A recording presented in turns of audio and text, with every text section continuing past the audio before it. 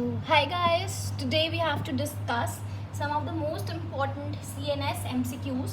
Now, this video will be very useful for you if you are preparing for the NEET examination this time or maybe in the coming years. So, these are some of the most important questions from one of the most important topic of physiology, which is the central nervous system. So, let's start with the first question. Inhibitory influences of MRF comes from. So, everyone knows that there is something called as a suppressor strip. So there is something which is called as a suppressor strip in the cortex. So suppressor strip is there in the cortex, and this suppressor strip, it is influenced by the basal ganglia. So this suppressor strip, it is influenced by the basal ganglia. Now this suppressor strip, what it does is it's going to activate the pons, unlike its name which is suppressor, and it is going to inhibit, like its name, to the medullary reticular formation, and it is going to activate the pontine reticular formation. So we know that there are two reticular formations that are there. एक pons में होता है and one is in the medulla. So the suppressor strip, it is going to activate the pontine reticular formations. However, it is going to inhibit the medullary reticular formation, and both of them, along according to their functions, are going to project on to the gamma motor neurons, and that too to the extensors. तो जब भी हम लोग बोलते हैं कि there is a person, there is experimental lesion and the person has undergone a decerebrate rigidity. Decerebrate rigidity. So in the decerebrate rigidity, what happens is that basically it's a mid-collicular rigidity. Everyone knows that the decerebrate rigidity, it's a mid-collicular rigidity. And this rigidity, what happens in this rigidity is the extensors. The rigidity is there for the extensor muscles of the group. Extensors are also called as the anti-gravity muscles. So the extensors are also referred to as the anti-gravity muscles of the body. Okay, so this was what was sufficient for this question. But you will also ask me कि अगर ये gamma motor neurons है, then tell something about the alpha as well. So I have something for you again. Alpha motor neurons, and now the alpha motor neurons are going to be for the extensors again. So the extensors के लिए जो alpha motor neuron होता है, that is going to be in relation to the vestibulospinal tracts, and the vestibulospinal tract is again controlled by the cerebellum. So this is the vestibulospinal, and the vestibulospinal is again controlled by the cerebellum.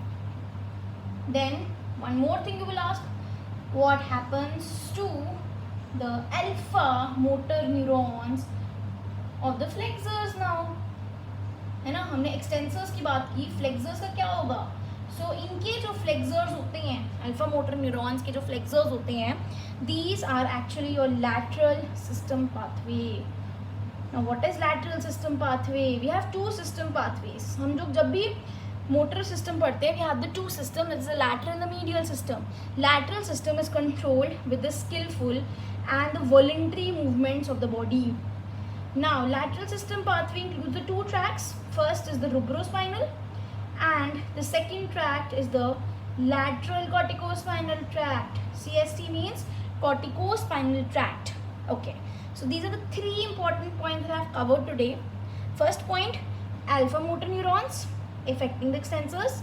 Second is alpha motor neurons affecting the flexors now, and the gamma motor neurons affecting the extensors. So these three important points must be always in your mind. Now let's come to the question. Inhibitory influence of MRF comes from. So this is the MRF, the medullary reticular formation. MRF is the code word that is going to show inhibition. I told you कि inhibition है. This is facilitation. Okay, so PRF is going to show facilitation, MRF is going to show inhibition to the gamma motor neurons. But where is it coming from? So it's coming from the suppressor strip. So suppressor strip is correct. But I also told you one point here, which is the basal ganglia point. I told you that they are going to be also, the basal ganglia is also influencing the suppressor strip. Basal ganglia contains caudate nucleus. It contains corpus striatum. Basal ganglia contains neostriatum and the paleostriatum along with amygdala and the claustrum. So the parts can be caudate and the corpus striatum as well. So your answer will be the D option. Let's move to the next question. Tendon jerks are examined to assess. First is integrity of the reflex pathway, total reflex time, or the central delay time. Now tendon jerks are, this is the patellar tendon reflex. Patellar tendon reflex, in the patellar tendon reflex, it is actually a category of simple stretch reflex. See, stretch reflexes are of two types. We have the simple stretch reflex and we can have the inverse stretch reflex. Whenever we have the simple stretch reflex, in the simple stretch reflex, we are going to tap the patella. Because of that, we know that the length of the muscle, which is the muscle attached to the patella. So what is that muscle? The muscle is always the quadriceps muscle. Okay, so the quadriceps muscle is there. Now this quadriceps muscle, it is attached to the patella. So whenever we are going to tap the patella with a hammer, in that condition, the quadriceps muscle, they will show contraction, or there will be length in change. Muscle length will decrease actually. Okay, whenever the length of the muscle decreases, that is going to stimulate the fibers. Now I will tell you one more thing. This is the muscle spindle. This one is the muscle spindle. The muscle spindle consists of the extrafusal and the intrafusal fibers. So this is the extrafusal fibers, and here we can have the intrafusal fibers. Let's say these are the intrafusal fibers. I've drawn it deliberately like this. Now what happens is that we have first of all the A gamma motor neurons. So first is A gamma motor neurons. Now these motor neurons are going to act on the intrafusal fibers. So these are the intrafusal fibers. So it's going to act on the intrafusal fibers, but always on the periphery part. So peripheral part of the intrafusal fibers. Where it's going to act on the peripheral parts of the intrafusal fibers, their impulse, that is going to cause the contraction.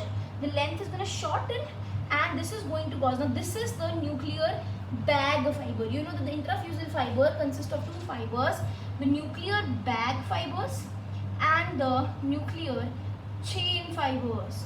Nuclear bag fibers are innervated by 1A and 2. So whenever we have the contraction of this part, it is going to stimulate these fibers. They are going to stimulate, and now these fibers are going to go according to the Bell-Megendie law to the dorsal column.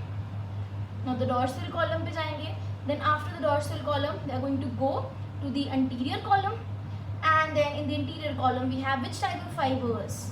A alpha. So now we have the alpha motor neurons, and these alpha motor neurons are going to get excited. Alpha motor neurons, as you know, are going to innervate the extrafusal fibers, and that is going to bring about the contractions. Okay, so this is what it was all about it. Now this patellar, this tendon jerks, they are the category of the simple stretch reflexes. Whenever there is a patellar tendon reflex which is done, it is always done to know the reflex pathway, because it is a reflex. You're going to tap the patella and it is going to be causing the contraction. It's going to cause the kicking movement of the hamstrings and the simultaneously inhibition of the hamstrings. So quadriceps are going to get excited and the hamstrings are going to get inhibited. The reciprocal innervation. So it is always for the integrity of the reflex pathway. Now whatever I have discussed now, this will be very helpful for you in the coming question. So we'll discuss that there also. Now coming to the next question.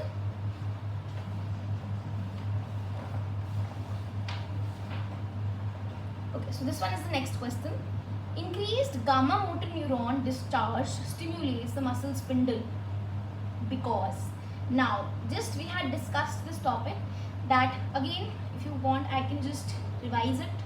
These are the extrafusal masses and this is the intrafusal mass. Okay, this is the nuclear bag fiber, and this one is the nuclear chain fibers. And I told you that the alpha gamma motor neurons are going to come and their excitation is going to involve the peripheral parts of the intrafusal fibers. then they're going to cause the contraction, जिसकी वजह से again 1A and 2 fibers are going to get activated. Then these fibers are going to cause the activation of A alpha motor neurons, and then the muscle is going to contract. So be it the reflex, be it the normal pathway, everything is the same thing only. Okay. Now increase in the gamma motor neurons. Now we have the gamma motor neurons. Now ये मेरे A gamma motor neurons है, मैंने इनका activation करा दी है. It's going to stimulate the muscle spindle. So this is my muscle spindle, the intrafusal fibers. Now that is stimulating the muscle spindle because it's going to act on the peripheral parts, which is going to cause the stretch on the peripheral parts. Stretch से क्या होगा? It is going to cause the activation of these neurons, 1A and 2 neurons. These are the sensory neurons. This is the motor neuron. Okay, so now just read the options. Produce stretches of the extrafusal. No. A gamma is for the intrafusal. A alpha is for the extrafusal fiber. So this is for the extrafusal, while A gamma is for the intrafusal. This is for intrafusal. This is for the extrafusal fiber. So this is completely wrong. Then causes the stretch of peripheral regions of intrafusal. This is correct, but we'll read other options as well. Cause the stretch of central part. No, not the central part. Central part we have 1A and 2 being there. Stimulates directly the sensory fibers, innervating. No, it's not going to stimulate these 1A and 2 directly. It has to stimulate the peripheral part. So this is your answer. Coming to the next question. Synaptic fatigue is due to. Now synaptic fatigue, now we know we have the two types of synapses. We can have the chemical synapse and we have the electrical synapse. There are two types of synapses. Now in the chemical synapse we have the involvement of the neurotransmitters. So they're going to show fatigue and they're going to show one-way direction also. But the electrical synapse are a type of gap junction. So they're going to involve the neurons or the electrons or the ions being transferred from one part to the another, like in the case of the hippocampus or in the case of the cortex also. But the chemical synapse involving the neurotransmitters will show some fatigue. It will show some delay as well, synaptic delay. Now they're asking why is there a fatigue? Okay. Now fatigue is simultaneously, if you are gonna tetanizing the neuron, simultaneously you are trying to put the impulses on the neuron. This is the presynaptic neuron, and now this one is my postsynaptic neuron. जब मैंने यहाँ पर simultaneously impulses देनी है तो उसकी वजह से again you know the impulses are going to reach here, then we have the voltage gated calcium channels present, the calcium channels are going to open up, then these are the synaptic vesicles having the neurotransmitters, then this calcium is going to enter here, then these vesicles are going to show docking and priming, then the membrane of these vesicles containing synaptobrevin and V-SNEL protein is going to bind to the membrane of this neuron containing syntaxin and T-SNEL proteins, that are going to bind, and then after the release of the neurotransmitters in the membrane, this membrane is going to regenerate itself via addition of proteins called as clathrins on its surfaces. So this is all that happens. But why is there a synaptic fatigue? Now synaptic fatigue occurs because the neurotransmitters are going to take some time for their regeneration. Once they have released their contents, they have to take some time for the binding of the clathrin and the regeneration of the neurotransmitters. Second, we can also say that अब neurotransmitters नहीं हैं तो how will they release? And also, even though we have a beneficial calcium effect, we have a large amount of calcium present here, but if there is no neurotransmitter, how will it release? So let's read the options. This is the decreased synthesis of the neurotransmitter. Yes, we have studied it. And also the inability to release the neurotransmitter. We cannot release it also. Hey, so how will we release the neurotransmitter? Now, failure of action potential to open voltage gated calcium channel in the presynaptic terminal. This is completely wrong because I told you there is beneficial calcium effect. So beneficial calcium effect means that calcium बहुत ज़्यादा है in the presynaptic neurons. So this is wrong. So imbalance in the rate of synthesis and the release. I'll take this option. Now coming to the next questions. Now this is my next question. The characteristic feature of the nuclear chain fibers. Now I told you the intrafusal fibers consisting of the nuclear chain and the nuclear bag fibers. Two types of fibers are there. So I'll just try to repeat it, that the intrafusal fibers, they consist of nuclear chain fibers and nuclear bag fibers. And the nuclear bag fibers are innervated by 1A and 2, while the nuclear chain are innervated by the 2. Okay. Now since it is a muscle spindle, overall it is a muscle spindle, then this is a mnemonic in the spindle only, this L, that means they're going to detect the changes in the muscle length, but the nuclear bag are going to detect the dynamic changes in the muscle length, and these are going to detect muscle length. One second. Now these are going to detect the steady changes. Why steady changes? Because it's not going to detect the change in the velocity, जैसे final और initial होता है ना, vectors and scalar quantities, we have read it, तो ये final और initial पे करेगा, बट इट्स गोना डिटेक्ट कि how throughout the pathway, how is it going along. ठीक है. Next we can understand this that the intrafusal fibres, what are the innervation. So I just told you previously as well, the extrafusal fibers. The extrafusal fibers are always innervated by A alpha, while the intrafusal fibers, the motor supply, this is the motor neurons. This is also the motor neurons. A gamma is the motor supply. So now we'll read the options and we'll try to put this concept into the options. They are extrafusal fibers? No, extrafusal fibers nahi hote, they are intrafusal fibers. Detect steady muscle length. When sir talk about the nuclear chain, so nuclear chain are going to detect the steady changes in the length. So this is the correct option, but we'll read other options as well. Gives rise to 1B fibers? No. Now 1B fibers are there in the Golgi tendons. They are going to detect the changes in the tension. Okay. Then innervated by A alpha motor neurons. Now since these are the intrafusal fibers, the intrafusal fibers are innervated by A gamma. This is also wrong. So your answer will be B option. Let's go to the next question. When dynamic gamma motor neurons are activated at the same time as alpha motor neurons to the muscle. Now this is a little tricky and the hot question of the video of today. How will we solve this question with the concept that we have already studied previously?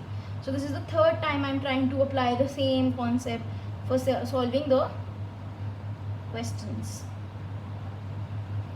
Now let's see this again. I told you again that these are the A gamma motor neurons are here, and these A gamma motor neurons are excitatory. These gamma motor neurons are excitatory to the peripheral parts. We did a question as well, peripheral to the intrafusal fibers. है ना? Now what happens is when these gamma motor neurons are activated, it's going to cause the stretch. Now this is a nuclear bag, and see here, nuclear bag is innervating 1A and 2 fibers. Okay? Now there will be activation of these 1A and 2 fibers. Then this is going to go in the dorsal horn, and then there we have the A alpha motor neurons, and these are going to go and act onto the extrafusal fibers. See the same thing I've repeated in it again and again. Now again let's read the question. When dynamic gamma motor neurons are activated, these gamma motor neurons, I have activated these neurons. Okay, we'll try to understand the question first. At the same time, alpha motor neurons to the muscle. So we have these alpha motor neurons, and now these alpha motor neurons are going here in the extrafusal. I am innervating that as well. Now what will happen when I am innervating this? Prompt inhibition to the discharge of 1A afferent. When I am activating these fibers, it's going to cause the stretch. Stretch की वजह से we have the activation of these fibers. Now second is muscle does not contract. No, muscle will definitely contract. Okay, prompt inhibition to discharge in the spindle 1A afferent. No, there will be no inhibition. Okay, it will be always excitation because it is the motor neurons. Whenever the motor neurons takes into play, because of these motor neurons there is some change in the length, and जब भी length का change होता है, these fibers are activated, especially the 1A fibers. We're going to detect the changes in the dynamic changes in the length. While the 2 are going to be innervated whenever there is a static change in the length. So जब भी length का change आएगा, there have to be always the excitation, not the inhibition, and they are going to cause the activation of these. So always, basally we have the A alpha. These are the motor neurons of the muscle spindle. So if they are activated, then we cannot say that the muscle cannot contract. Muscle will definitely contract. So 2 options ruled out completely. Next, the number of impulses to the spindle 1A afferent is small when alpha discharge alone is increased. Now this question, when alpha discharge alone is increased, when I'm going to increase this discharge is going to increase, then only this discharge has to increase. Basically, agar I do something, basically if the activation of 1A and 2 occurs, then only there will be activation of A alpha. मतलब कि जितना ज़्यादा stretch आएगा onto the intrafusal fibers 1A and 2, that is going to cause more stretch on A alpha motor neurons. So small is not an option. जितना ज़्यादा ये होगा उतना ही ज़्यादा ये होगा. So next is the number of impulses to the spindle 1A afferent is increased when alpha discharge or A alpha motor neurons is increased. So this will be your answer. So thank you. This was all about the video. In the upcoming videos, I'll discuss more of these questions. So do like, subscribe and share my video.